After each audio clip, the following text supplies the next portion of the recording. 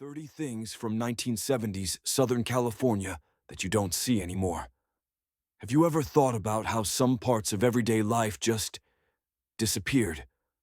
The 1970s weren't just about bell-bottoms and surfboards. They were about long beach days, fun nights, and a time when life felt easy. Come ride with us down memory lane and see what made SoCal so special back then. We'll look at old hangout spots, cool stores, fun fashions, and more, all gone now. But the memories are still there. Let's go back for a while. First stop, a 25-cent cone from Thrifty Ice Cream. It was the kind of place that seemed to shimmer just a little differently in the late afternoon sun, where the ocean met imagination, and the air always smelled of salt and popcorn. If you were a kid in Southern California in the 1960s or 70s, there's a good chance you remember Pacific Ocean Park. Everyone just called it POP, like a secret code whispered between seagulls and lifeguard towers. Perched on the border between Santa Monica and Venice Beach, POP was more than just a theme park. It was a breezy blend of carnival grit and futuristic flair. Built in 1958, it tried to be LA's answer to Disneyland, but with its own flavor. It wasn't polished or pristine. It was strange, wonderful, and just a bit wild. You might have strolled through its bubble-shaped corridors or gotten lost in its Nautilus-themed rides that made you feel like you were plunging into the deep. The rides had this curious charm, like the Sea Serpent roller coaster, which rumbled and clattered over the waves, giving you the feeling, if only for a second, that you were flying over the Pacific. Children squealed, lovers held hands, and surfboards leaned against weather-beaten fences. All around, the sounds of laughter mixed with the whirl of rides and the distant cry of gulls. Musicians played under the pier. Tourists came for the view, but locals stayed for the magic. But time has a quiet way of peeling back even the brightest paint. In the late 60s, as the world around it shifted, POP began to fade. Maintenance slowed. Crowds dwindled. By 1967, the gates shuttered for good. The sea reclaimed what the people left behind. Today, there's almost nothing left, not even a plaque. Just sea foam, open sand, and the memories of those who walked its wooden planks, spinning in teacups, wondering where the ocean ended and the fantasy began. High above the Pacific, where the cliffs of Palos Verdes feel like the edge of the earth, there used to be a place where sea and science danced together. Marineland of the Pacific. You could hear it before you saw it. The barking of seals, the laughter of children, the steady rhythm of waves crashing just beyond the glass. It opened in 1954, the same year Disneyland broke ground inland. But Marineland didn't need fairy tales. It had real sea lions, porpoises, and killer whales, performing in open-air tanks carved into coastal winds. You might remember how the salty air stung your cheeks and how the sun turned the dolphin pools into mirrors. This was long before SeaWorld arrived in Southern California. Marineland had something quieter, more personal. Maybe it was the way the place sat against the ocean like it belonged there. Or the way trainers spoke not only to the crowds, but to the animals, like old friends. Kids stared wide-eyed at orcas gliding in giant figure eights, and adults whispered facts about marine biology while buying popcorn in the bleachers. Researchers from early oceanographic institutions sometimes studied here. It wasn't just entertainment, it was exploration. The park blended science with spectacle, introducing thousands to the strange and beautiful world beneath the waves. And yet, sometime in the late 70s, the shimmer started to fade. Attendance dropped. Newer, flashier parks opened elsewhere. By 1987, Marineland quietly closed, its animals carefully relocated, its tanks drained, its gates locked. No major farewell, no parade, just a place that slowly disappeared into the water it once celebrated. Today, The cliffs still catch the breeze, and the seagulls still circle overhead. But the sounds are different now. No more announcers, no splashing applause. Just the timeless hush of surf and a memory carried on the wind. If you ever stood on the boardwalk in Long Beach during the 1970s, you might still hear the buzz of electric signs echoing through the sea haze. The Pike wasn't polished, but it burned with the kind of life that didn't need to be. Part thrill ride, part time capsule, it clung to the edge of the coastline like it knew it didn't have much time left. The wooden cyclone racer groaned and rattled as it twisted above the water, so close to the Pacific you could feel the mist on your arms as you sped by. Built in 1930, it was never meant to feel safe. It was meant to make hearts race and laughter spill out, especially from teenagers on their first dates. Beside it stood Laughing Sal, her mechanical cackle bouncing across the funhouse like a warning or a welcome, depending on who you asked. This was the Pike, Long Beach's own gritty Coney Island. There were arcades that smelled like popcorn and low tide, and tattoo parlors where sailors stopped before being sent off across the world. Some left with only sunburns, others with inked anchors and girlfriends' names fading into salt-cracked skin. On warm weekend nights, kids slow-danced near the bumper cars and carousels, while radios played doo-wop and early funk from convertible windows. It wasn't perfect. It was loud, uneven, a little seedy at the edges, but that's part of what made it real. For many families, it was their only summer vacation. For locals, it was just where you went when you didn't know where else to be. By the end of the 70s, the Pike was falling into the shadows. The cyclone racer came down in 1968, and what followed was years of slow dismantling. The laughter faded, the glow dimmed, and the city paved over memories with progress. Where the fun house once stood, there's a parking structure now, clean, quiet, and forgettable. But every so often, when the ocean breeze shifts just right, it's almost like you can hear Sal laughing again. There was a time in Orange County when you could hand-feed a deer right in the middle of Buena Park. Not at a zoo, not at a petting farm, but in a quiet, dreamlike landscape modeled after ancient Kyoto. It was called the Japanese Deer Park. And for a little while, it offered something unusually calm in a region that was quickly speeding up. Opened in 1964, the park stretched across over 40 acres near Beach Boulevard, tucked between the rush of growing suburbs and the hum of nearby amusement rides.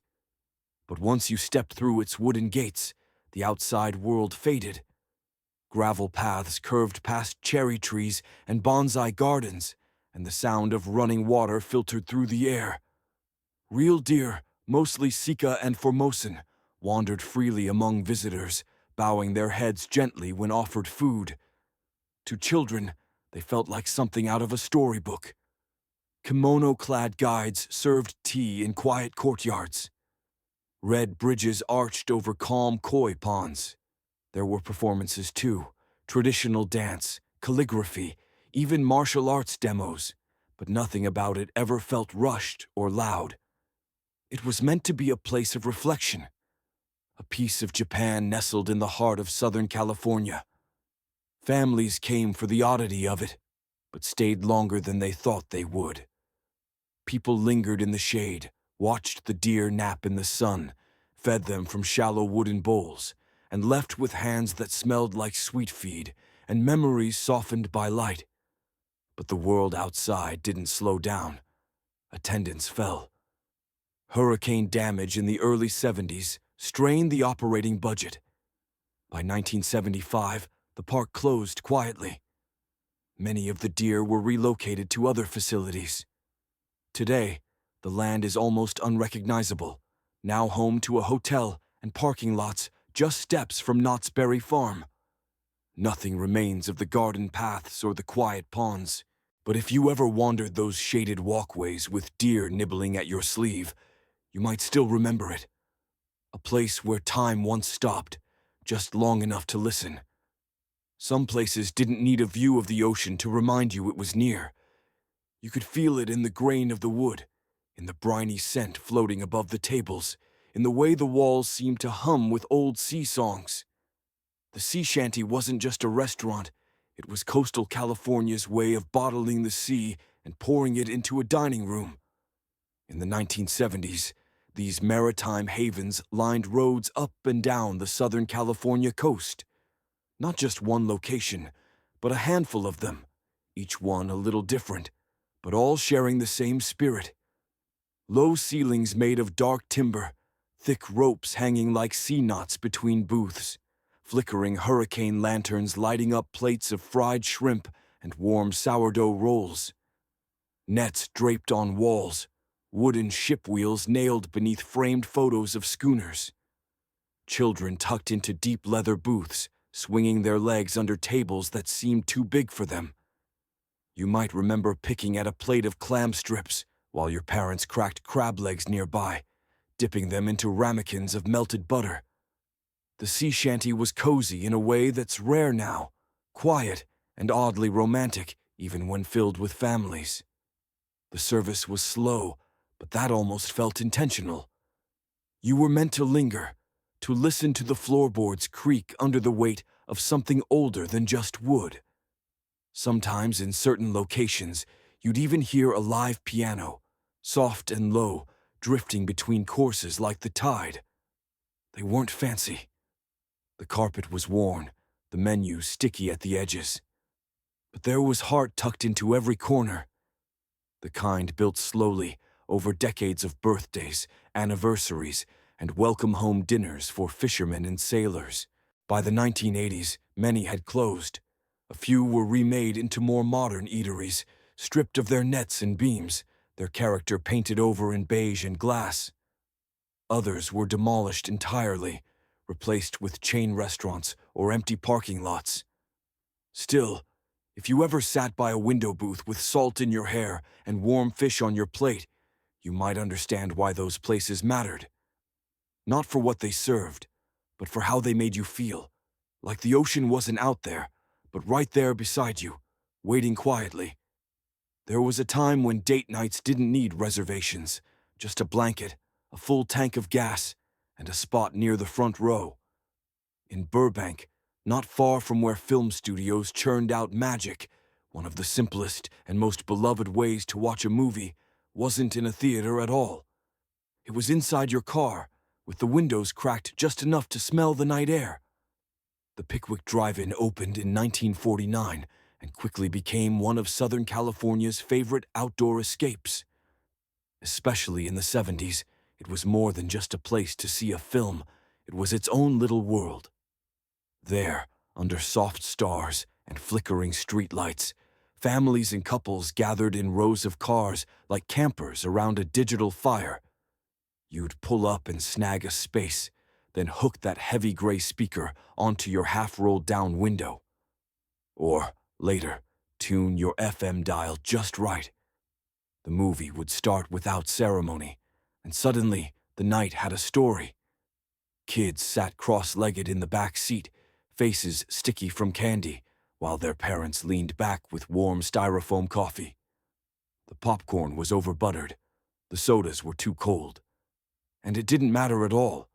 For teenagers, it was freedom.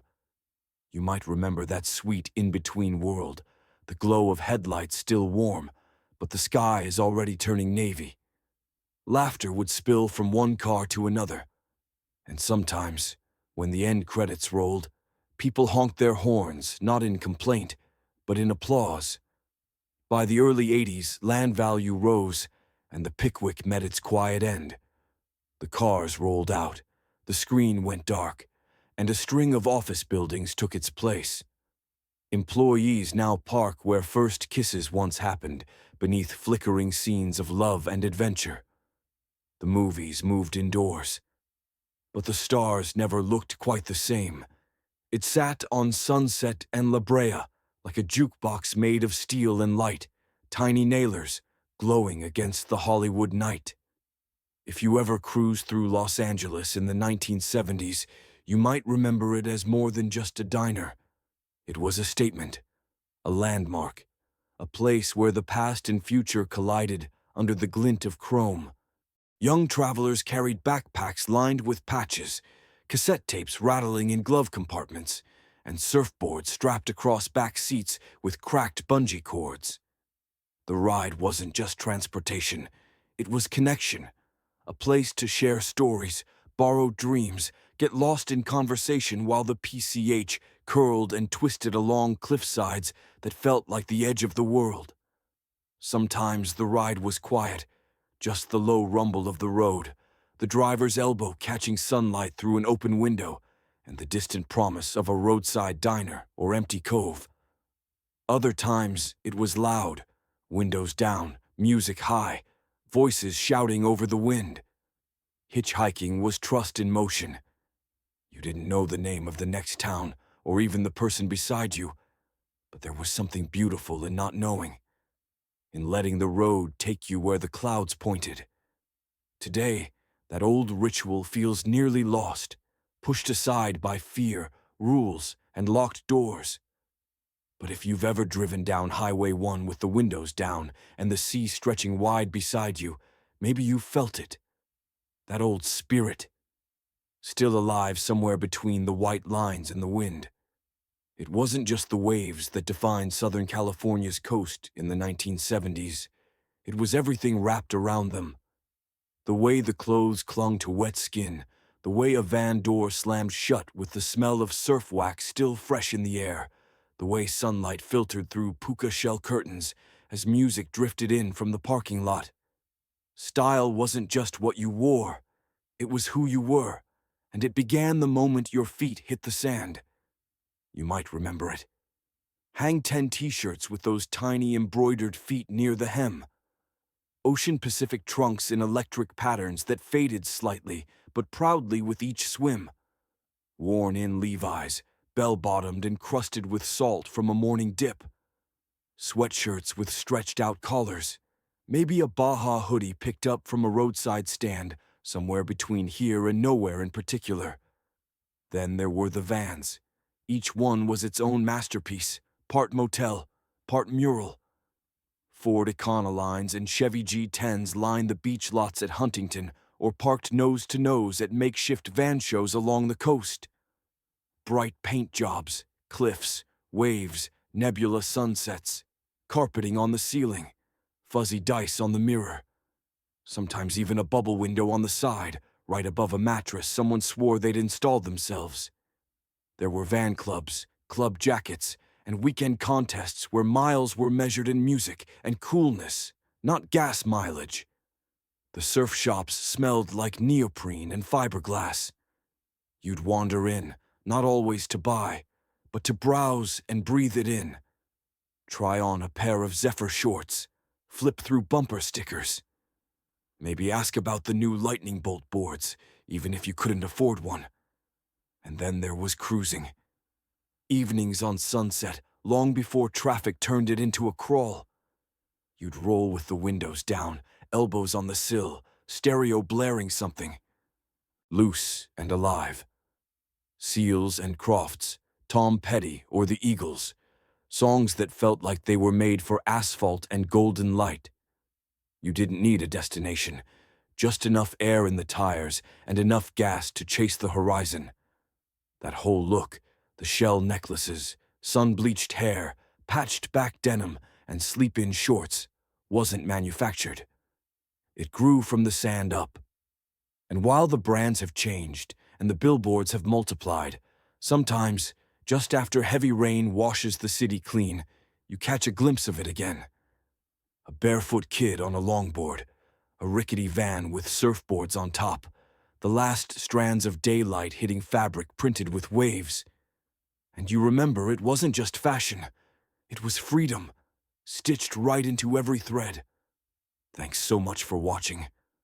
What do you remember most about that era? A world without smartphones or the internet that shaped daily life in such unique ways.